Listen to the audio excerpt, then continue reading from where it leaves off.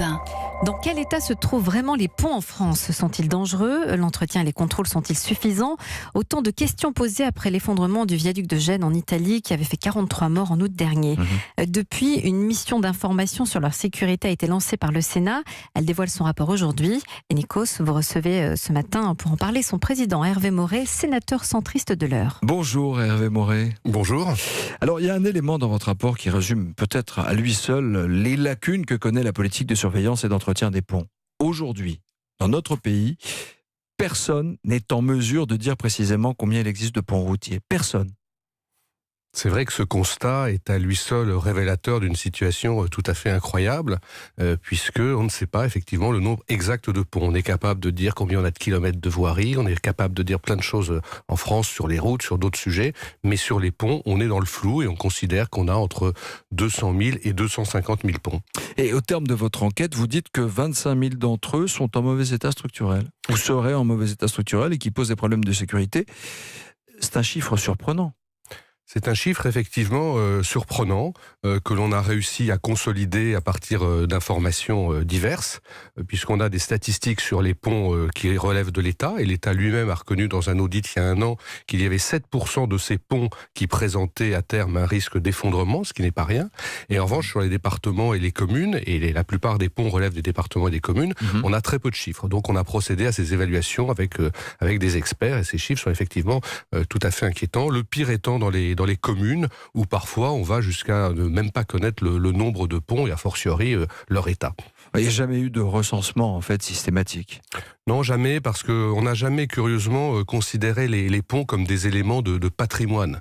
Dans une commune, un maire, il sait qu'il faut faire passer régulièrement le couvreur sur ses bâtiments communaux pour assurer un suivi de leur état. Sur les ponts, ça n'a jamais été dans la culture de considérer que les ponts sont un élément de patrimoine qui doit être suivi comme on le fait pour un bâtiment, par exemple. Hervé Maurey, dans votre rapport, vous identifiez deux problèmes. Le vieillissement des ponts et le sous-investissement chronique pour leur entretien. D'abord, sur le vieillissement, un pont n'est pas éternel. C'est quoi la durée de vie ? La durée de vie d'un pont, c'est en moyenne autour de 70 ans. Et comme beaucoup de ponts ont été construits dans l'après-guerre, on arrive pour beaucoup de ponts en fin de vie. Et en plus, souvent, les ponts construits après-guerre n'ont pas été toujours dans les règles de l'art. Et donc, on a un certain nombre de problèmes. Et à cela s'ajoutent des phénomènes d'accélération du vieillissement, avec le réchauffement climatique, par exemple, ou aussi, on n'y pense pas toujours, avec les GPS qui envoient sur des ponts qui n'ont pas forcément été calibrés pour cela, des véhicules lourds. Donc quand un poids lourd, poids lourd regarde le chemin le plus court et qu'il est envoyé sur un pont qui n'a pas la structure pour l'accueillir, forcément, ça a un impact sur la solidité du pont. Sur ces 25 000 ponts qui sont en mauvais état, y en a-t-il qui sont beaucoup plus dangereux que d'autres aujourd'hui ? Certainement, mais on n'a pas... on ne peut pas les identifier. On ne peut pas les identifier. C'est quand même dingue. Vous êtes d'accord ? Je suis tout à fait d'accord avec vous, mais comme je vous le disais, on a un suivi à peu près régulier des ponts relevant de l'État, mais qui représente une minorité, parce que les ponts d'État, c'est même pas 25 000 ponts. Ouais. On a, selon les départements, un suivi plus ou moins satisfaisant des ponts qui relèvent des départements, c'est à peu près entre 100 et 120 000 ponts.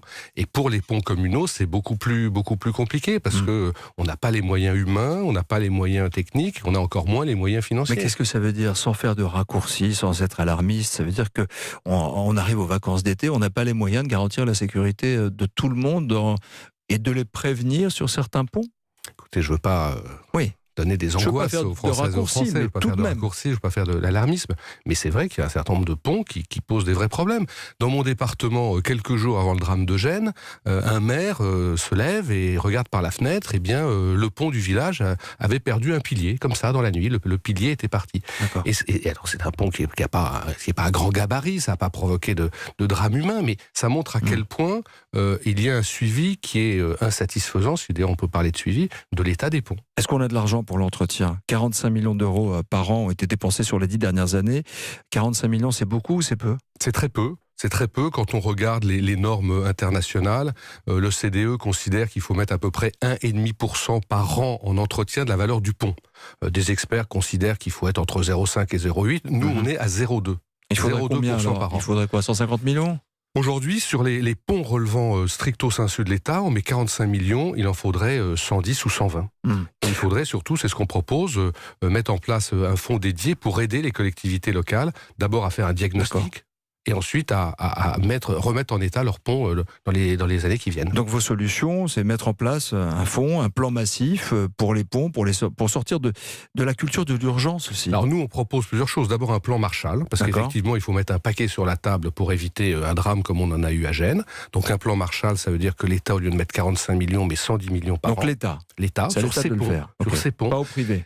Non, bien sûr que non. Et pour les collectivités locales, on crée un fonds dédié de 130 millions par an. Alors, si j'ose dire, ça tombe bien, puisque l'État avait mis en place un fonds dédié pour les tunnels. Après la catastrophe du Mont-Blanc, il y a 20 ans, comme on réagit souvent après les catastrophes, l'État avait créé un fonds dédié à la remise en état des tunnels. Ce pont vient à échéance en 2021, et on dit que ces crédits-là, ils doivent être maintenant consacrés au pont, et qu'on doit chaque année mettre 130 millions pendant 10 ans, d'abord pour faire un audit de tous les ponts, parce que c'est la première chose, savoir dans quel état sont vraiment les ponts. Donc anticiper. Et ensuite mettre à disposition des collectivités locales des subventions nécessaires pour remettre en état ces ponts. Est-ce que ça suffira ? Est-ce qu'il y a des ponts aujourd'hui qui de toute manière sont condamnés à fermer, à être démontés? Mais aujourd'hui, en France, vous avez déjà des ponts qui sont fermés. Dans le cadre de ma mission, je suis allé pas très loin, je suis allé en Seine-et-Marne, dans 2 communes qui ont chacune dû fermer leur pont, parce que remettre en état le pont, ça coûtait 1 million. 1 million pour une commune qui a un budget de 3 millions, c'est juste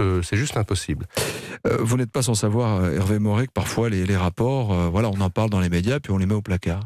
Qu'est-ce qui vous garantit que le vôtre serait entendu, écouté ?